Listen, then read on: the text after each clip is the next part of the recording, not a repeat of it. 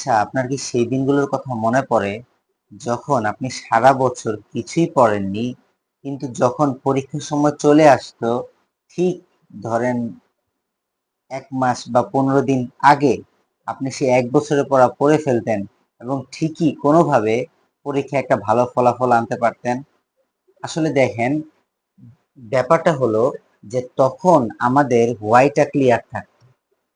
কেনর উত্তর তখন আমাদের ভিতরে ক্লিয়ার থাকতো। কারণ তখন আমাদের এমন চিন্তা মাথায় চলে আসতো যে যেভাবেই হোক কোনোভাবে পরীক্ষা দিয়ে পড়ে হোক না পড়ে হোক কোনোভাবে আমার আমার পরীক্ষায় ভালো করতেই হবে, নয়তো আমি ফেল করে যাব এবং ১ বছর আমাকে আবার পূর্বের ক্লাসে থেকে যেতে হবে। যার কারণে আমরা খেয়ে হোক না খেয়ে হোক যেভাবেই হোক পরীক্ষায় একটা ভালো রেজাল্ট করে ফেলতে পারতাম।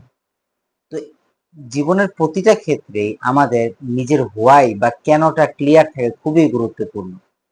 যদি কেন ক্লিয়ার না থাকে, কেনর উত্তরটা ক্লিয়ার না থাকে, তো কোনো কাজই আমরা মনোযোগের সাথে করতে পারবো না।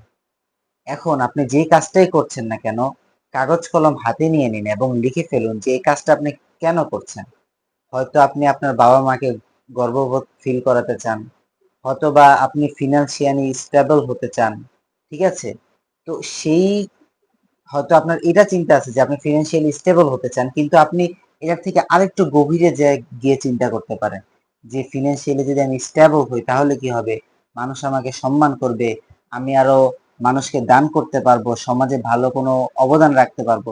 তো এইভাবে গভীরে গিয়ে যখন আপনি আপনার কেন হোয়াইটা যখন চিন্তা করবেন এবং লিখে ফেলবেন, তখন দেখবেন সেই কাজের মধ্যে আপনি মনোযোগী হতে পারছেন এবং কাজটা আরো মনোযোগের সাথে করতে পারছেন এবং ইনশাল্লাহ আপনি সফল হবেন।